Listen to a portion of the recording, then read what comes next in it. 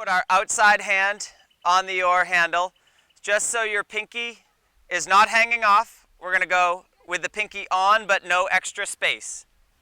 Okay, now watch me very carefully. Ready?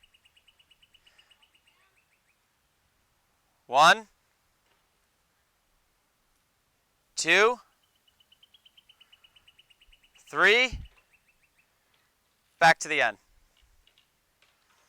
Okay, now look down at your shoulders and look down at your hands. You guys know difference between a rectangle and a trapezoid? Does it look like a rectangle or a trapezoid?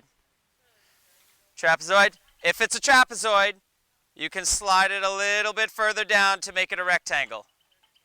Rectangle.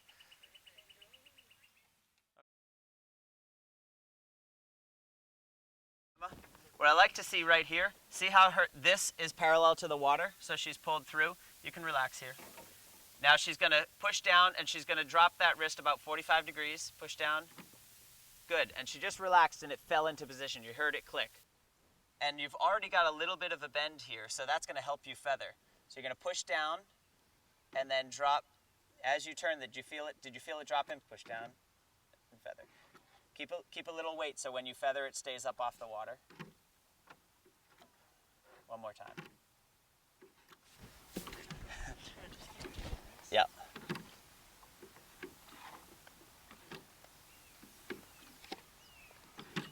Good, a little, you want it to come up and out. Okay. And as she comes up, keep coming up to, there you go, belly button open, good. And when she goes to square up, normally we would start squaring up as we go, but we're gonna square up here because I'm gonna show you the mistake that people make, and then I'm gonna show you the proper way. Now watch, the mistake is if you think, I'm gonna square up so I flip my hand down. If she flips her hand down, the blade goes up. Watch the blade. What she wants to do instead, she's going to take these fingers and just turn around, just turn the fingers around the handle so that she's going to raise this wrist up. Not up. It's going to go from down up to neutral. When the wrist comes, no, not quite that high. When the wrist goes from the down position up to the neutral position, the bottom of the blade goes to the water. Flatten out just a little bit, right there. Well, watch the blade. Up to the neutral, the blade goes down to the water. Okay, I'm going to let you do that now. Good. Try and do it without moving this one. Good, now you're feeling it. Good. Now sit back at the finish. Blade square into the water. You're going to push down and feather, come out to belly button forward.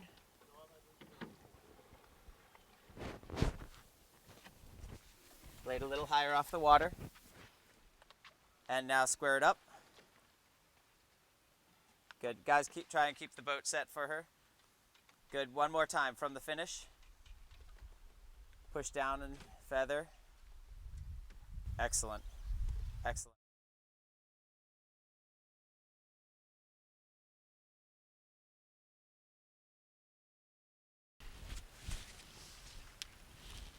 See how my wrist is in line with the knuckles, and my punching knuckles are facing down like this, so I can punch the person in front of me. I'm not going to. And then when I go to feather, that you can put a little bit of a valley in the wrist, just a little bit, and then just relax the hands. Now this set of knuckles is down. Squared, feathered, squared, feathered. See where the thumb is as well? That's nice because it can give you a little bit of pressure out into the oar lock. So in order for me to feather, I do the little bit of a valley and then relax and let the blade drop in. Can you hear it click? You guys are going to try this in a second.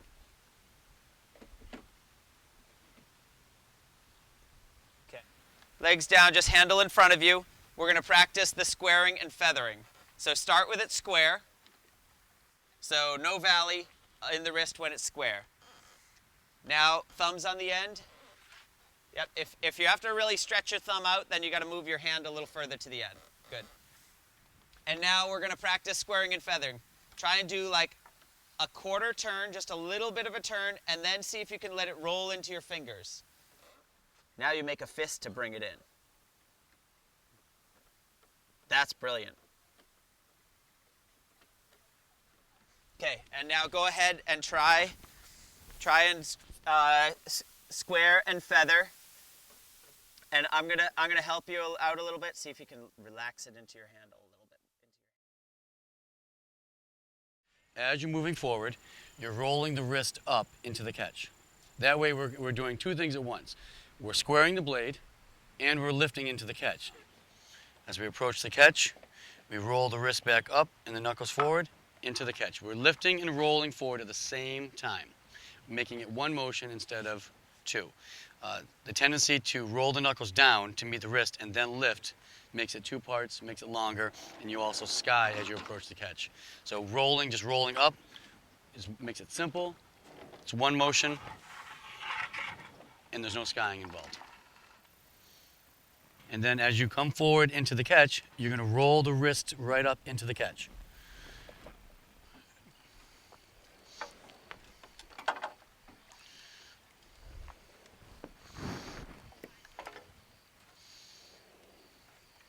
Good.